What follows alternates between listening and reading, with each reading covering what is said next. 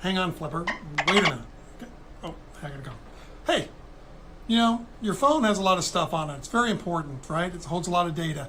Photos, videos, documents, business documents, more things, personal memories, things that you could never get back if something happened to your device, right? If they were lost, or let's say, went in the water. I mean, backing up your phone in case of damage or loss is a given. We tell people to back up. But what if you neglected to do it? What do? I mean, dropping your phone in water used to be, an automatic death sentence, right? But nowadays, phones are a little bit tougher. They can withstand more shock and are more resistant to water, if not completely immune to a splash or a quick dunk. Well, how do you know? There goes my hair. How do you know how much water your phone can take? Well, don't worry, you don't have to test the waters, so to speak. There's an easier way to figure out about your phone and water. Your smartphone has a toughness rating known as an International Protection Rating. This is written as 2 digits in a letter, such as IP68. The 6 in this example indicates that the device is dust tight, which means no solid foreign objects can get inside. The second digit, the 8, means that the phone can be submerged in water beyond 1 meter for a certain amount of time, usually about 30 minutes or so, half an hour. Usually, not always.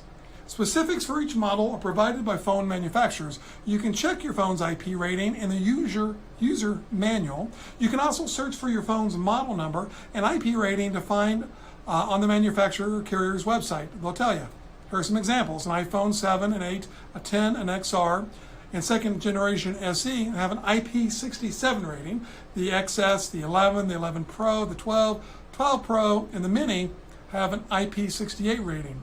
The majority of Samsung, Galaxy, and Note series of phones are rated IP68 or higher, starting with the S6 Active and Note 8. These ratings mean your phone is water resistant, not waterproof. What's the difference? They can stand up to immersion for a set period of time, but not indefinitely, and definitely not always. Salt water and chlorinated water can damage your phone seals and get in there regardless of its rating immediately, so don't go swimming with your phone just because it has a good IP score. I have a good IP score, I'm gonna go swim. No, it can affect the phone's seals. If you have an Android phone, here's pretty new, you can test its water resistant with the Water Resistance Tester app. Download it. Pretty cool. It checks the seals to see if your phone is maintaining its factory IP rating using the phone's internal barometer. This component measures atmospheric pressure. If your phone lacks a barometer, the app won't work. iPhone, Apple users are out of luck, so there's no available app to test water resistant. Apple. What if your phone gets wet?